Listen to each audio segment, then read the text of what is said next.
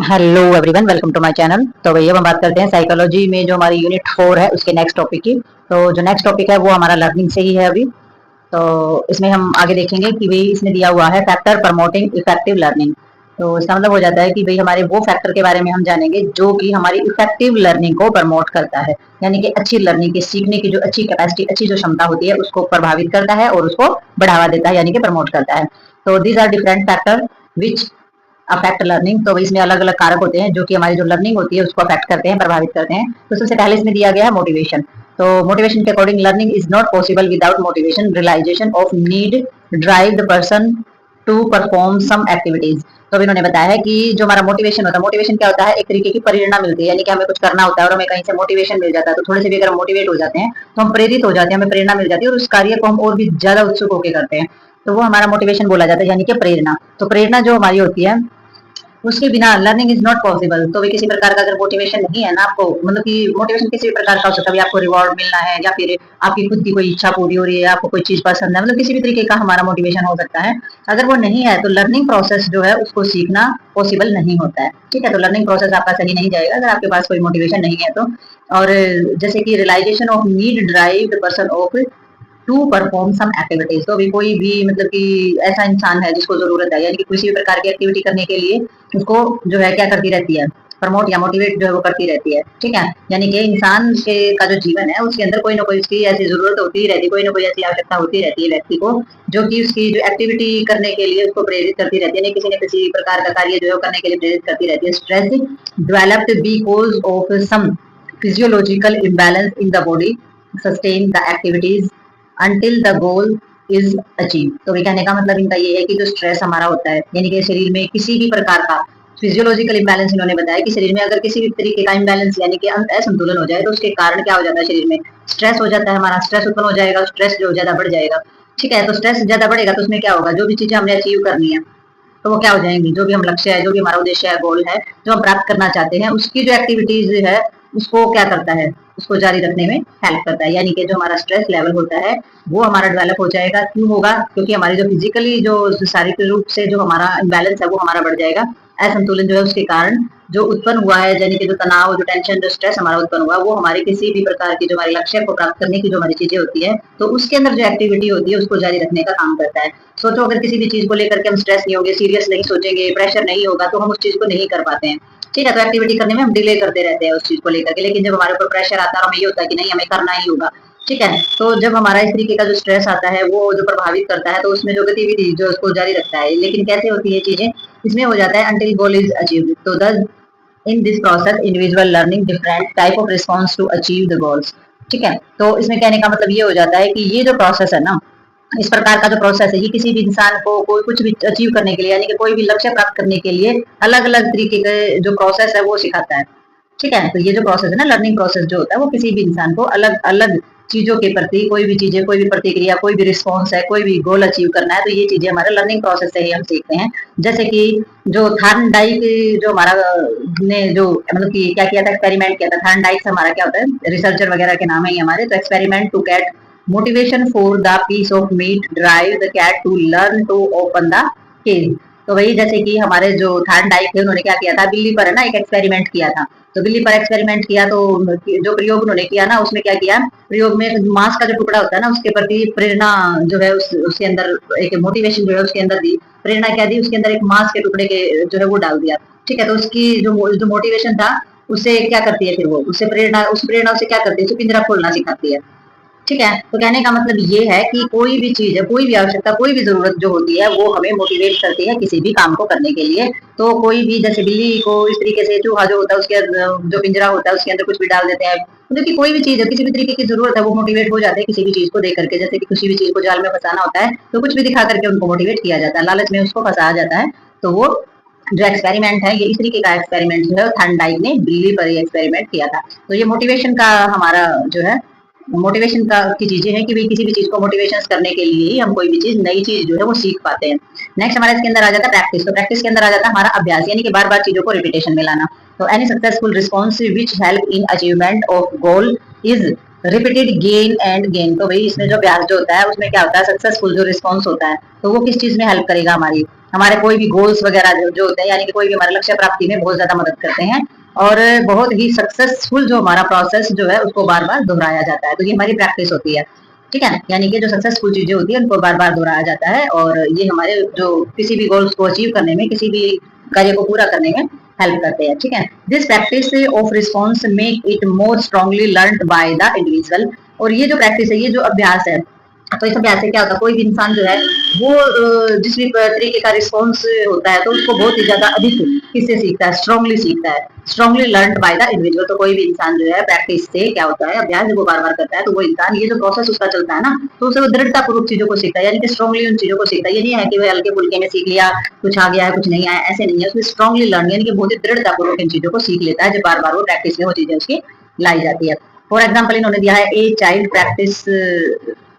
practice daily to learn of ride cycle will ultimately learn it. तो इसमें क्या होता है कि एक बच्चा जो रोजाना साइकिल चलाने का अभ्यास कर रहा है, ठीक है, थोड़ा वो साइकिल चलाने का अभ्यास कर रहा है, और लास्ट में क्या होगा, वो सीख जाएगा। चाहे बच्चा हो या बड़ा हो, कोई भी चीज सीखने की कोशिश करता है तो धीरे धीरे वो उस चीज को सीख जाता है, क्योंकि वो रेगुलर है, उसको किस चीज में ला रहा है, प्रैक्टिस में ला रहा है, अभ्यास में ला रहा है, ठीक है। नेक्स्ट हमारा इसके अंदर आ जाता है भाई नेचर ऑफ लर्निंग मटेरियल्स। तो लर्निंग मटेरियल के अंदर हमारा इसमें आ जाता है कि जो हमारी लर्निंग मटेरियल हमारा कौन सा होगा, जो शिक्षा की सामग्री होती है, यानी कि किसी भी चीज को सीखने की, पढ़ने का जो भी हमारे पास सामान और सामग्री होती है, उसका नेचर क्या होता है, उसकी प्रकृति क्या होती है। तो उस प्रकृति के अंदर हमारा लर्निंग मटेरियल में कौन कौन सी चीजें आ जाएंगी। सबसे पहले हमारा आ जाता है मीनिंगफुलनेस, ठीक है, ये चीज हमारी आ जाती है। लेंथ आ जाती है, डिफिकल्टी इसके अंदर आ जाएगी। Level of the learning material to impact the speed of learning, it is found that meaningful material is learn at faster speed than non meaningful material. तो भी कहने का मतलब ये है कि जो मीनिंगफुल यानी कि कोई भी किसी भी चीज में सार्थकता आएगी, यानी किसी भी चीज का अगर अर्थ है, ठीक है, उसकी लेंथ यानी कि लंबाई, डिफिकल्टी यानी कि उसकी कठिनाई, और इसमें दे रखा है लेवल ऑफ लर्निंग मटेरियल। तो वही हमारा लर्निंग मटेरियल जो है, यानी कि पढ़ने की जो हमारी सामग्री है, तो उसका जो हमारा अफेक्ट है, उसकी जो स्पीड है, यानी कि पढ़ने की जो सामग्री है उसके स्तर पर सीखने के लिए हमारी जो भी स्पीड है उसको प्रभावित करता है, ठीक है। तो मीनिंगफुल जो चीज होती है, सार्थकता होनी चाहिए, उसकी लंबाई और उसकी जो कठिनाई होती है, वो किसी भी तरीके की जब हम चीजों को सीखते हैं तो उसकी गति को प्रभावित करता है, उसकी स्पीड को प्रभावित करता है। It is found that meaningful material is learn at faster speed than non meaningful material. तो कहने का मतलब ये है कि मतलब ये चीजें भी पाई गई है हमारी, इट इज फाउंड दैट, ये भी पाया गया है कि जो मीनिंगफुल मटेरियल हमारा होता है, यानी कि अर्थपूर्ण हमारी जितनी भी चीजें होती हैं, और जितनी भी हमारी नॉन मीनिंगफुल जो हमारी चीजें होती है, यानी कि एक तो ऐसी चीजें, एक तो ऐसा मटेरियल जिसका कोई मतलब है, जिसका कोई अर्थ है, और एक ऐसी सामग्री जिसका कोई अर्थ ही नहीं है, जिसको हम निरर्थक बोल देते हैं, ठीक है। तो जो अर्थपूर्ण सामग्री होती है ना, वो निरर्थक सामग्री की तुलना में ज्यादा अधिक तेजी से सीखी जाती है। एक तो ऐसी है जिसका कोई मतलब है, हम उस चीज को बहुत जल्दी सीख जाते हैं। एक ऐसी जिसका कोई मतलब ही नहीं है, घुमा फिरा के कुछ बोला जा रहा है, तो उनका जो मीनिंग अगर नहीं होता है तो हम उसे जल्दी से नहीं सीख पाते। तो हमारी मीनिंगफुल मटेरियल जो होता है वो हम बहुत जल्दी से सीख पाते हैं, और जो हमारा नॉन मीनिंगफुल चीजें होती है वो हम देरी से सीख पाते हैं, या फिर सीखने में बहुत ही डिले भी हो जाता है, या फिर सीख ही नहीं पाते हैं, ठीक है। तो इसके अंदर similarly easy material is learn eight slower speed, ठीक है। और इस प्रकार से जो हमारी जो बिल्कुल ही सिमिलरली यानी कि बिल्कुल ही सरल जो मटेरियल हमारा होता है, बहुत ही आसान सा जो मटेरियल होता है, उसमें वो धीमी गति से सीखी जाती है, यानी कि बहुत ही स्लो सीखा जाएगा। जिसमें मटेरियल ही स्लो होगा, सिमिलरली होगा, तो वो चीज जो है बहुत ही धीरे उसकी स्पीड होती है, बहुत ही इजीली वो चीजें हमारी धीरे धीरे चल करके हमारी सीखी जाती है। एक नई चीज हम देखते ही सीख जाते हैं, कोई पुरानी चीजें हैं अगर उनको उसी को फैला के घुमा फिरा के बताया जा रहा है तो उसमें सीखने में हमें प्रॉब्लम होती है। It is also observe that the difficulty level of some material is increase, it is learn better speed than the material as a whole difficult और इजी।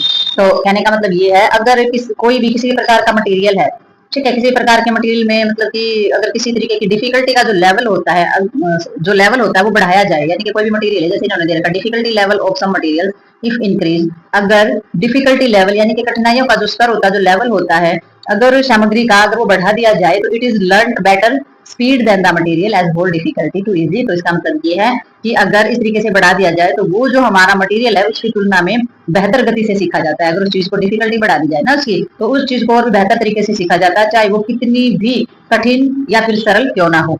डिफिकल्टी बढ़ाने का मतलब यहाँ पर क्या हो जाता है, डिफिकल्टी बढ़ाने का मतलब होता है किसी भी चीज को हम अगर ज्यादा हार्डली लेते हैं और वो जो मटेरियल होता है उसका डिफिकल्टी लेवल यानी कि उसको और भी हार्ड और भी डीपली करके अगर उसको समझाया जाता है तो वहां पर हमारा जो सीखने की जो गति होती है वो और भी ज्यादा बढ़ जाती है, ठीक है। तो चाहे वो कितनी भी वो चीज, चाहे वो सब्जेक्ट चाहे कितना भी कठिन क्यों ना हो, चाहे वो कितना भी सरल क्यों ना हो, अगर उस पर डीपली और डिटेलिंग में अगर उसके ऊपर चर्चा की जाती है तो हमारे सीखने की कैपेसिटी और सीखने का जो इंटरेस्ट है वो दोनों ही बढ़ जाएंगे, ठीक है, तो नेक्स्ट देखते हैं इसमें हम। तो अभी हम बात करेंगे इसके अंदर लर्निंग मेथड की। तो लर्निंग मेथड जो है वो हमें पता ही होना चाहिए कि भी लर्निंग मेथड्स हमारे होते क्या है, ताकि हम किसी भी चीज को बहुत अच्छे तरीके से सीख पाए और इस तरीके से सीख पाए कि कभी भी उसमें किसी भी तरीके की कंफ्यूजन ना रहे और लॉन्ग टर्म वो हमें याद भी रहे। तो इसमें जो लर्निंग मेथड है इसके बारे में इन्होंने बताया है कि भाई ये जो विधि होती है ना, ये जो मेथड होता है हमारा सीखने का, तो इन्होंने बताया method with which some given material is learned also affect the learning. तो इन्होंने बताया कि भी ये जो हमारा मेथड होता है ना, इसके द्वारा जितनी भी किसी भी प्रकार की दी गई जो भी मटेरियल होता है ना उसको सीखा जा सकता है, यानी कि कोई भी चीज है उसको मेथड के द्वारा जो है बहुत अच्छे तरीके से सीखा जा सकता है। It is found the active learning is better then passive learning. तो जो एक्टिव लर्निंग हमारी जो होती है ना, जो सक्रिय लर्निंग होती है, वो हमारी बहुत अच्छी पाई जाती है, जबकि पैसिव लर्निंग से वो अच्छी होती है, यानी कि एक्टिव लर्निंग जो है वो ज्यादा बेटर होती है पैसिव लर्निंग से। If learn is actively involve in learning process it will help to learn at better speed. तो भी इन्होंने बताया है कि जो हमारा अगर हम एक्टिवली इन्वॉल्व होते हैं किसी भी प्रोसेस को सीखने के लिए, तो वो हमारी बहुत ज्यादा मदद करता है और बहुत ही ज्यादा स्पीड से हम चीजों को सीखते हैं। ठीक है, similarly who whole learning is better than part learning. और इसी की बजाय अगर सिमिलरली देखा जाए तो जो हम चीजें सीख रहे हैं ना, मतलब कि सक्रिय रूप से शामिल होते हैं तो सीख जो है सारी की सारी गति तेज होती है, बहुत अच्छे से सीखते हैं। और इस प्रकार से अगर जो मेथड होते हैं, अगर थोड़ा बहुत मेथड लगाते हैं ना उसमें, यानी कि बहुत ही कम मात्रा में अगर किसी भी मेथड से हम किसी भी चीज को करते हैं तो उसमें जो है बहुत ही कम मात्रा में हम सीख पाते हैं। It means that if material is learn as a whole rather than part then the learning will be much better. ठीक है, further speed learning is better than mass learning. तो भी इनका कहने का मतलब ये है कि भाई इसका अर्थ ये है कि जितना भी मटेरियल है ना उसको भागों में सीखने की बजाय अगर हम इकट्ठे रूप से उसको सीखा जाए, जैसे कि हम कोई भी हमारा सब्जेक्ट है तो हम उसमें क्या करते हैं, उसमें हम ज्यादा से ज्यादा नोट्स लेने की कोशिश करते हैं, या फिर हम ज्यादा से ज्यादा क्या करते हैं 10 ईयर्स वगैरह लेने की कोशिश करते हैं, तो उसमें हम अच्छे से नहीं सीख पाते हैं। जबकि लर्निंग मेथड ये है कि हम बुक से उसकी डिटेल के बारे में जाने उस चीज को। ठीक है, तो उसको भागों में सीखने की बजाय समग्र रूप से सीखा जाए, यानी कि उस चीज के बारे में सारा का सारा चीजों का पता किया जाए। सीखने का मतलब ये है कि आप उसको पूरे को रीड करो, एग्जाम में लिखने लायक है, उसमें से फिर से वो मटेरियल जो है वो निकाला जाए। तो इस तरीके का जो मेथड होता है ये ज्यादा प्रभावी होता है और इसमें हम ज्यादा मात्रा में सीख भी पाते हैं। और इसमें जैसे कि हमारा जो मेथड है, जो लर्निंग मेथड है, उसमें कहीं अधिक बेहतर होगा, यानी कि इसके अलावा जो हमारा अंतराल पर सीखना होता है ना, जो एक ग्रुप के अंदर जो हमारा मेथड होता है वो भी बेहतर होता है। ठीक है, ग्रुप के अंदर अगर हम सीखते हैं तो बहुत सारे तरीके के क्वेश्चन दिमाग में आते हैं, बहुत सारे तरीके के क्वेश्चन पूछे जाते हैं। ठीक है, तो इसमें space learn better than the mass learning. It means that the learning material should be learned with the intermediate interval rather than the continuously. तो भी कहने का मतलब ये है कि इसका अर्थ है कि जो हमारा जो भी मेथड है किसी भी चीज को सीखने का, मटेरियल को निरंतर सीखने की बजाय अगर थोड़ा सा अंतराल पर सीखना चाहिए, अंतराल इन द सेंस कि 5-10 मिनट का बीच में जो है रेस्ट टाइम जो होता है वो लेना चाहिए। तो कंटिन्यूअसली अगर हम करेंगे तो ब्रेन जो है थक जाता है और हमारी जो पावर होती है, जो क्षमता होती है, जो कैपेसिटी होती है सीखने की, वो थोड़ी सी हल्की हो जाती है। तो थोड़ा सा टाइम दे दे करके, थोड़ा सा बीच में गैप दे दे करके सीखना चाहिए। Learning by in the understanding better than the mechanical learning. तो अभी इसमें अगर हम किसी भी चीज को क्या करेंगे, अंडरस्टैंडिंग के साथ अगर हम सीखते हैं, अगर उस चीज को समझ के अगर हम सीखते हैं तो वो ज्यादा अच्छा होता है, ना कि मैकेनिकल लर्निंग। यांत्रिक लर्निंग होता है रट्टा मारते हैं हम, जिसको रट्टा बोलते हैं। ठीक है, तो हमारा समझकर चीजों को सीखना ज्यादा जरूरी होता है, थोड़ा थोड़ा स्पेस देके सीखना बहुत ज्यादा जरूरी होता है। ग्रुप में सीखते हैं तो वो हमारा अच्छा रहता है। एक्टिव जो हमारी लर्निंग होती है वो हमारी बहुत अच्छी रहती है। तो ये हमारे मेथड है जो कि हमें चीजों को सीखने में बहुत ज्यादा हेल्प करते हैं और इन्हीं मेथड्स को अपना करके हमें चीजों को सीखना चाहिए। नेक्स्ट हमारा इसके अंदर आ जाता है इन्वायरमेंटल फैक्टर। तो इन्वायरमेंटल का तो पता ही है कि जो पर्यावरण होता है वो किस तरीके से हमारे सीखने के प्रोसेस में इफेक्ट डालता है। सबसे पहले नॉइस। ठीक है, तो नॉइस हो जाएगी temperature, light, air and the some environmental factor which do affect the learning. तो ये तो हमारे पता ही है सबको कि भी शोर शराबा या तापमान है, रोशनी है हमारी किसी प्रकार की, जैसे कि वायु हवा वगैरह चल रही है, ये तो हमारे सारे के सारे इन्वायरमेंटल चीजें होती हैं जो हमारे सीखने की चीजों पर प्रभाव डालती है। Noise, hot and chilled condition, very bright light में affect the learning of the negatively. तो इन्होंने बताया कि बहुत ज्यादा मात्रा में शोर हो रहा है, बहुत ज्यादा मात्रा में गर्मी या ठंड है, बहुत ज्यादा तेज अगर रोशनी है तो सीखने पर हमारा नेगेटिव प्रेशर जो है वो डालती है। Learning will be better in peaceful moderate temperature and light condition. तो भाई इसमें क्या होता है, जो शांत वातावरण हो बिल्कुल और मध्यम तापमान हो, ना गर्मी हो ना सर्दी हो, प्रकाश भी बहुत ही अच्छी मात्रा में मॉडरेट किया गया हो, तापमान भी मॉडरेट हो। ठीक है, पीसफुल माहौल हो, लाइट भी बहुत ही अच्छी हो, ना तेज हो ना मतलब कि एक बैलेंस में हो। तो वो जो माहौल होता है ना वो सीखने के लिए हमारा बहुत ही बेटर होता है। ठीक है, अगर इन चीजों में से कोई भी चीज हमारी बैलेंस होगी, या तो बहुत ही कम होगी या बहुत ही ज्यादा होगी, तो हमारी वो सीखने के प्रोसेस में किसी भी तरीके का इफेक्ट डाल सकती है और प्रमोट जो है वो हमारी लर्निंग को नहीं करेगी। ठीक है, अगर इनमें से चीजें उचित रहेंगी, सारी पीसफुल माहौल है, टेम्परेचर अच्छा है, लाइट अच्छी है, तो ये क्या करेंगे, ये प्रमोट करेंगे हमारे लर्निंग प्रोसेस को। ठीक है, तो नेक्स्ट देखते हैं इसके अंदर हम। तो भाई नेक्स्ट हमारा इन्होंने बताया है जो 6 पॉइंट है वो है हमारा लर्नर। तो लर्नर कौन होता है? सीखने वाला, शिक्षार्थी हम जिसको बोलते हैं, शिक्षा ग्रहण करने वाला। लर्नर कोई भी हो सकता है, जरूरी नहीं है कि स्कूल में पढ़ने वाला स्टूडेंट ही हो। जो भी कोई भी किसी भी प्रकार का, चाहे वो डांस सीख रहा है, चाहे वो किसी भी तरीके की आर्ट सीख रहा है, तो वो हमारा लर्नर ही बोला जाता है। यानी कि जो सीखने वाला होता है उसी को हम क्या बोलते हैं? लर्नर बोलते हैं। तो इन्होंने बताया certain state of the learner also have that means affect on learning. तो इसमें जो हमारा जो लर्नर होता है उसकी भी कुछ स्टेज ऐसी होती है जो सीखने के लिए अच्छा प्रभाव डालती है। ठीक है, अगर उनमें से कोई भी स्टेज इधर उधर होगी तो सीखने पर बुरा असर भी पड़ सकता है। तो सबसे पहले आ जाता है इंटरेस्ट। तो ये तो मस्ट लर्नर के लिए होती है चीजें कि भाई अगर उसका इंटरेस्ट नहीं है किसी भी सब्जेक्ट में, तो इसमें दिया भी है point, if subject has interest in learning then learning will take place easily. तो ये तो पता ही है कि इंटरेस्ट में जो भी कोई विद्यार्थी है तो उसको सीखने के लिए, अगर उसका इंटरेस्ट है उस चीज को सीखने में, तो सीखना उसके लिए बहुत ही आसान हो जाता है। अगर उसमें इंटरेस्ट नहीं है तो उसके लिए पहाड़ हो जाएगी वो चीजें। ठीक है, नेक्स्ट आ जाता है drugs. Intake of drugs can negatively effect the learning of a person. तो भाई नशीली जो दवाई होती है, नशीली दवा लेने वाला जो भी व्यक्ति होता है, या कोई स्टूडेंट है या कोई लर्नर है, तो उसके सीखने की जो क्षमता होती है, जो कैपेसिटी होती है, वो नेगेटिव प्रभाव डाल सकती है। तो उसकी इतनी क्षमता ही नहीं होगी कि वो किसी चीज को सीख पाए। ठीक है, नेक्स्ट हो जाता है ट्रॉमा। तो ट्रॉमा हो जाता है किसी भी प्रकार की आघात या किसी भी प्रकार की चोट लगना। तो learning during traumatic condition of life can affect the speed of learning badly. तो भाई अगर किसी प्रकार का आघात और चोट लग जाती है जीवन में, तो उसमें ऐसी परिस्थितियां आ जाए उसके दौरान जो सीखना या सीखने की जो भी हमारी कंडीशन होती है, तो वो बहुत बुरी तरीके से प्रभावित हो सकती है। ठीक है, अगर घर में ही हो जाए या खुद कोई चोट लग जाए या कुछ ऐसी कंडीशन, ऐसी परिस्थिति हो जाए, तो उसमें सीखना जो है, सीखने की जो गति है वो बहुत ज्यादा प्रभावित हो सकती है, बहुत ज्यादा धीमी हो सकती है और बंद भी हो सकती है। तो ये हमारा ट्रॉमा की वजह से रह सकता है। एज आ जाती है, speed of learning to increase up to particular age and afterward in slow down of become constant. तो अभी इन्होंने बताया कि स्पीड ऑफ लर्निंग जो हमारी रहती है ना, यानी कि जो उम्र होती है सीखने की, वैसे तो बोला जाता है कि सीखने की कोई उम्र नहीं होती है, सीख तो इंसान कभी भी सीखता है, लेकिन उसकी सीखने की जो कैपेसिटी होती है ना, जो क्षमता होती है, यानी कि सीखने की जो गति होती है ना, वो एक निश्चित आयु होती है, हमारी एक निश्चित उम्र होती है जब तक हमारी बढ़ती है, और उसके बाद जो है सीखना का जो प्रोसेस होता है वो बहुत ही धीमे हो जाता है या फिर रुक भी जाता है। ठीक है, तो ये हमारी जो स्पीड है ये एक उम्र तक हमारी तो बढ़ती जाएगी, हम कितना ही कुछ सीख लें, फटाक से उन चीजों को सीख सकते हैं। एक पर्टिकुलर एज आ जाएगी जिसमें वो जो प्रोसेस है सीखने का वो स्लो हो जाएगा, वही चीजें 2 बार 3 बार देखेंगे तब हमें आएगी, और उसके बाद जो है ये बिल्कुल डाउन, बिल्कुल खत्म भी हो सकता है। अगर आप बिल्कुल ही नहीं कुछ सीखने की कोशिश कर रहे हैं, आपने बिल्कुल ही सीखना बंद कर दिया है, तो ये जो है ये एक एज से पहले भी आपके साथ हो सकता है, अगर आपने उस चीजें सीखनी बंद कर दिया। अगर कोई ऐसा पर्सन है जो कि अब नई से नई चीजें सीख रहा है, तो वो आगे उसकी जो कैपेसिटी है वो अच्छी होती चली जाती है और वो आगे भी चीजें सीख पाता है। तो इसमें एज बाउंडेशन इतनी ज्यादा नहीं है, लेकिन थोड़ा सा जो स्पीड होती है उसके ऊपर असर पड़ता है। ऐसा नहीं है कि सीख नहीं पाते, कभी भी कुछ भी सीख सकते हैं आप, लेकिन उसमें थोड़ा सा एज और जो हमारा जो बॉडी का जो वर्क करने का जो तरीका होता है, सिर्फ उसमें थोड़ा सा फर्क पड़ता है। ठीक है, नेक्स्ट हमारे इसके अंदर आ जाता है इंटेलिजेंस। तो इंटेलिजेंस जो हमारी रहती है, with the rise of intelligence level there is an increase in the speed of learning. Thus intelligence is the positively correlated with learning. तो इंटेलिजेंस का मतलब हो जाता है बुद्धिमत्ता, कौन की किसमें कितनी बुद्धि है, कौन कितना इंटेलिजेंट है, तो उसके स्तर पर, जो हमारी बुद्धि के स्तर पर भी जो सीखने की जो हमारी स्पीड है, ठीक है, उसमें हमारी वृद्धि होती है। जिसकी जितनी सीखने की स्पीड होगी, यानी कि जिसमें जितनी बुद्धि होगी, उसकी स्पीड सीखने की उतनी ही ज्यादा रहती है। और इसमें जो इंटेलिजेंस होती है वो क्या करती है, वो हमारी सीखने की जो चीजें होती है ना, यानी कि पॉजिटिवली कोरिलेटेड विद लर्निंग।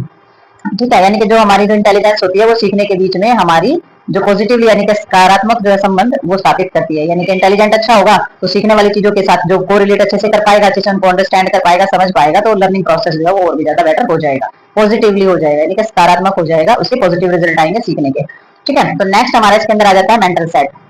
तो ये मेंटल सेट यानी कि मानसिक स्थिति हमारी कैसी रहती है। तो if a person mentally ready to learn a task I will be it will be learned with as.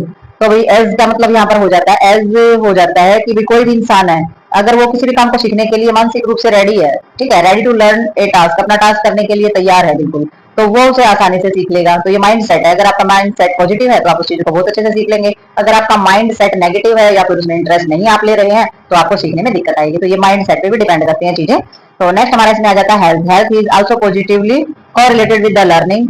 Good health do facilitate learning process and poor health of the advisory affect the learning। तो ये तो पता ही, भाई health को लेकर के तो बहुत सारी समस्याएं हो जाती हैं।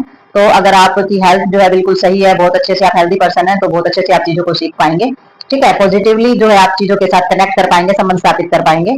और ये जो प्रोसेस होता है ये बहुत ही हमारा कैसा रहता है, ये मोटिवेटेड प्रोसेस हमारा रहता है, बहुत ही अच्छे से आप चीजें जो है एक दूसरे से संबंध स्थापित कर पाएंगे। जबकि अगर आपका स्वास्थ्य खराब है तो यही चीजें आपकी जो है काम नहीं करेंगे और आपका जो चीजें हैं वो आप जल्दी से सीख नहीं पाएंगे। तो आपका प्रोसेस जो है वो बिल्कुल ही स्लो हो जाएगा। नेक्स्ट हमारा आ जाता है इसके अंदर इमोशंस।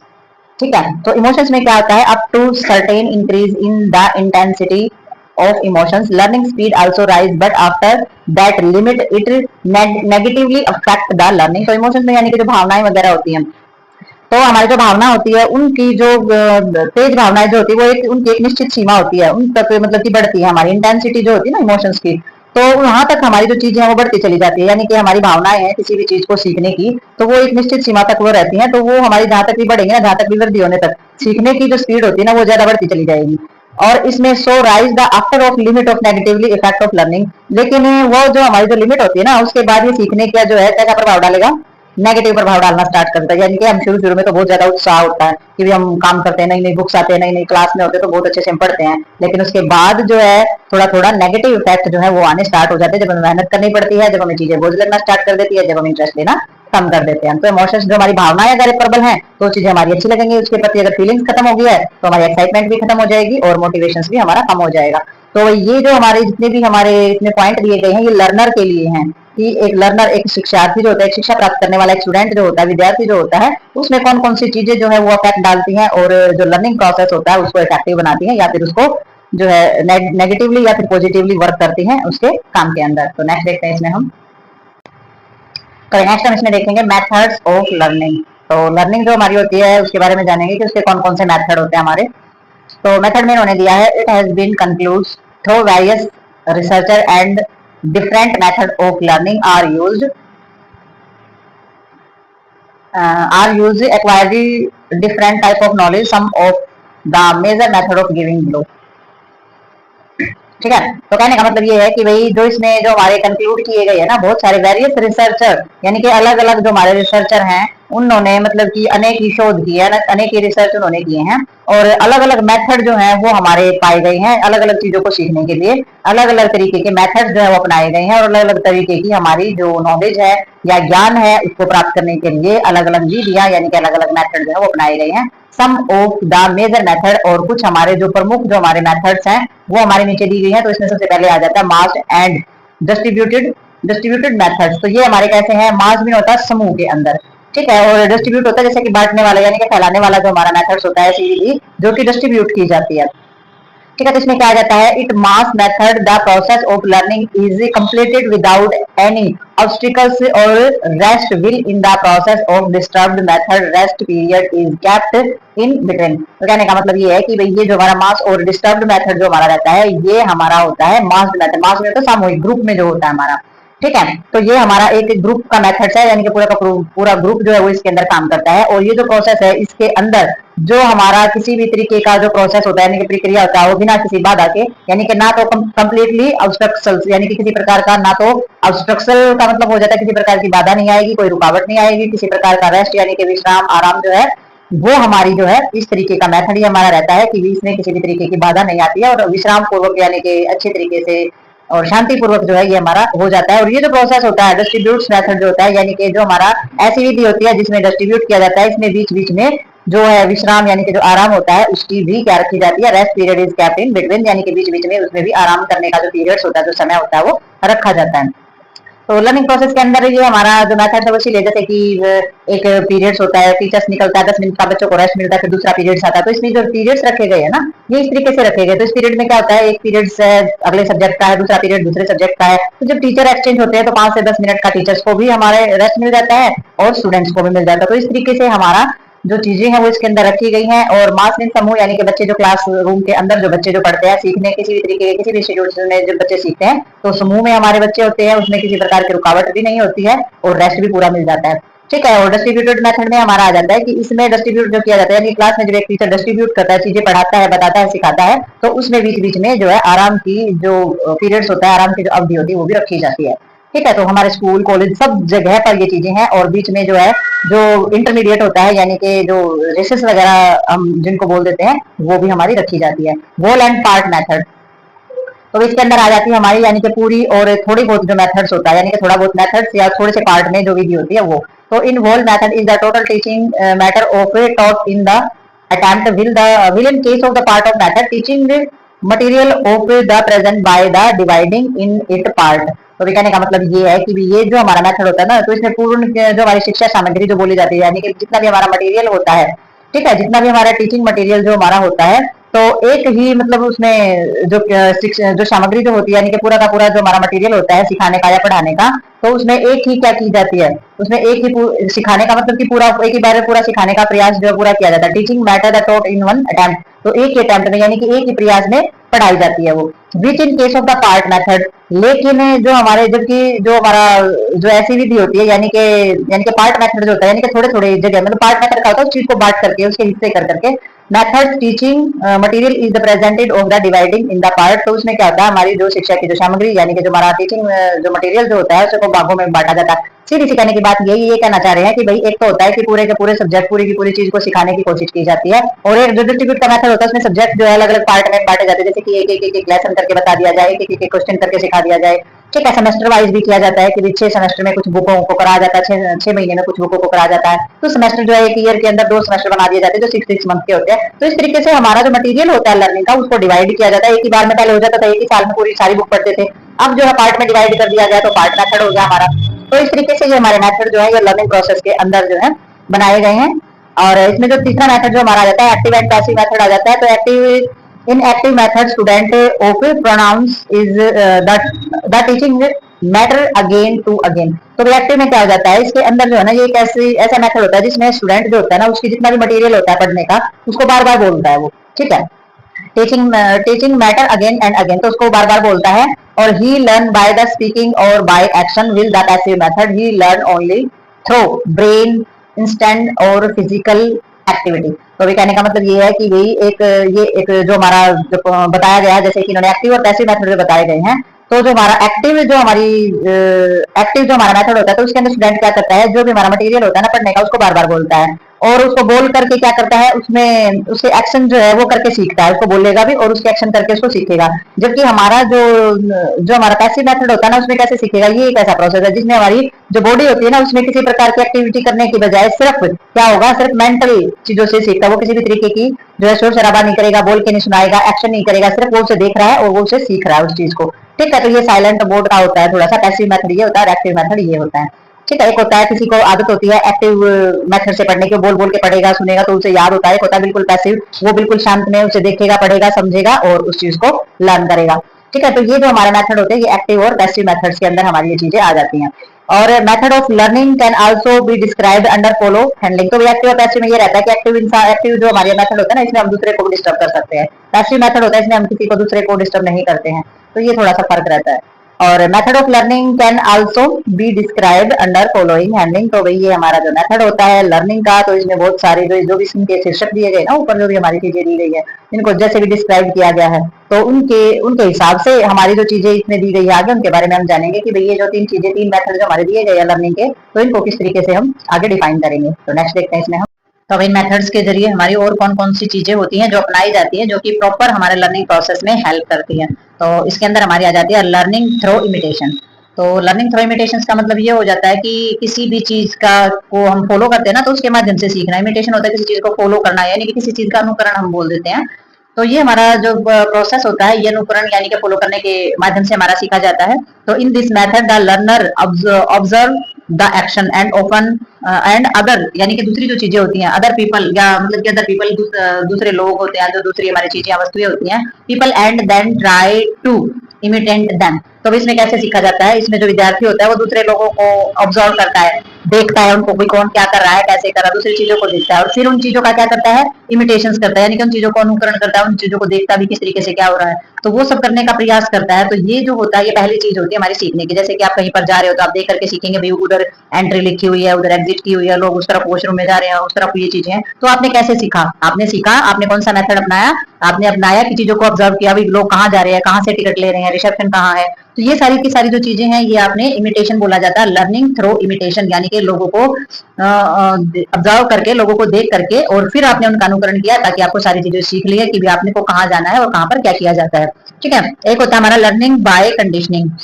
तो लर्निंग बाय कंडीशनिंग का मतलब हो जाता है कंडीशनिंग के द्वारा जो हमारी चीजें सीखी जाती हैं। तो in this the action of associated with the conditioning with some other object और action and the sequences begin with the setting list, ठीक है। और इसके अंदर क्या होता है, ये जो प्रोसेस हमारा रहता है ना कंडीशनिंग का, ये एक ऐसा प्रोसेस होता है जिसमें किसी भी यानी कि विशेष प्रकार से किसी चीज को जोड़ा जाता है और उसको क्या किया जाता है, कंट्रोल कर दिया जाता है, उसमें एसोसिएट किया जाता है, ये कंडीशनिंग बोली जाती है हमारी, कि किसी भी ऑब्जेक्ट को जोड़ा जाता है, action and the sequence begin with the setting list. तो भाई उन चीजों को जो है कंट्रोल किया जाएगा और मतलब कि अलग से प्रोसेस से जोड़ा जाता है, और उन चीजों को कंट्रोल करना यानी कि कंडीशनिंग कर दिया। आप किसी इंसान की भी कंडीशनिंग करेंगे तो वो भी आपके कंट्रोल में हो सकता है, इस तरीके का मेथड ही हमारा रहता है।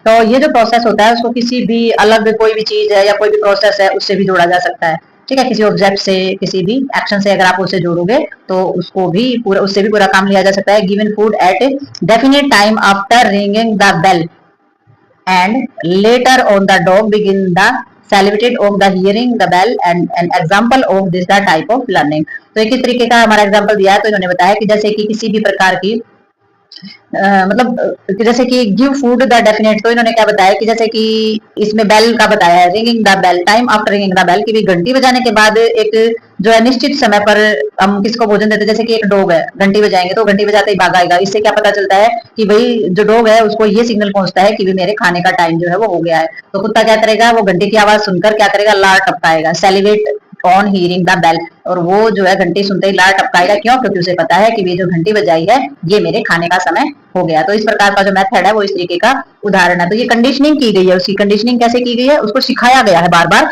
कि आपको जो खाना है वो तब मिलेगा जब आप इस बेल को बजाओगे, या फिर जो बेल बजेगी तभी आपको आना है और तभी आपको खाना है। तो वो जो कंडीशनिंग क्या है वो इसी तरीके से, जैसे ये कंडीशनिंग हर किसी की गई है। जैसे रिसेस होती है, बेल बजती तो बच्चों को पता भी है ये बेल बजेगी, रिसेस हो जाएगी, ये बेल बजेगी, छुट्टी हो जाएगी। तो उनको भी तो एक्साइटमेंट होती है ना, पहले ही बैग बंद करके बैठ जाते हैं, पहले ही टिफिन निकाल लेते हैं बच्चे।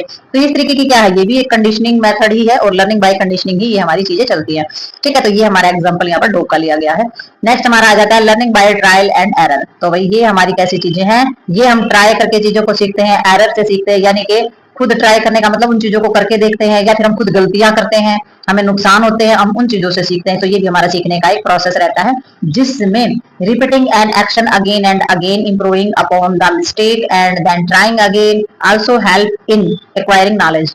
इसमें क्या होगा, ये हमारा ऐसा मेथड होता है जिसमें इस प्रोसेस के अंदर बार बार चीजों को जो है दोहराना होता है, ठीक है। हम जो गलतियां करते हैं अपनी गलतियों से सीखना, फिर से हम प्रयास करेंगे, फिर से ट्राई करेंगे, ठीक है।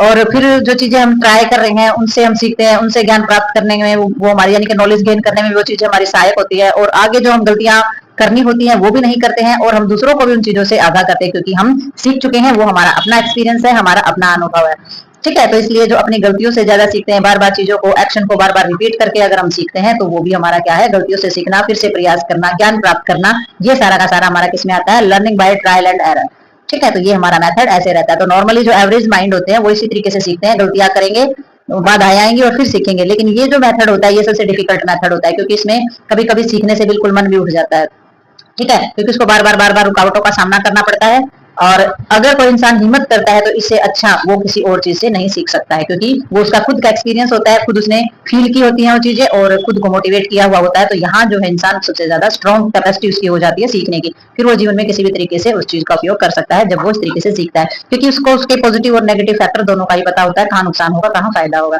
तो ये भी हमारा एक मेथड है सीखने का। तो ये हमारे लर्निंग इमिटेशन हो जाता है, भाई किसी चीज को देखकर उसके माध्यम से सीखना। एक होता है भी कोई भी कंडीशनिंग की गई है तो वो एक माध्यम होता है, सिखाया गया बार बार रिपीटेशन से। एक होता है अपने आप से गलती करना और अपने आप से चीजों को सीखना, फिर से ट्राई करना, फिर से अगर आपने एक बार आपने गलत करके सीखा है, दूसरी बार गलती होगी तो तीसरी बार वो चीजें आपकी बिल्कुल सही हो जाएगी। तो आपने ज्ञान प्राप्त कर लिया, नॉलेज प्राप्त कर ली कि इस तरीके से चीजें नहीं करनी चाहिए, यहाँ पर नुकसान होता है और इस तरीके से करनी चाहिए ताकि ये जो चीजें होती हैं खराब ना हो। तो ये जो हमारे मेथड हैं, ये तीनों ही मेथड जो होते हैं ये हमारे जो मॉरल दिए गए हैं उनके हिसाब से देखे जाते हैं। तो ये हमारे मेथड रहते हैं कि किस तरीके से हम चीजों को सीखना पसंद करते हैं। और इसमें ये जो हमारा टॉपिक है लर्निंग प्रोसेस को लेकर के या लर्निंग मेथड्स को लेकर के, ये यहीं पर होता है कंप्लीट। तो मिलते हैं नेक्स्ट वीडियो और नेक्स्ट टॉपिक के साथ, तब तक के लिए like share subscribe and comments करते रहिए।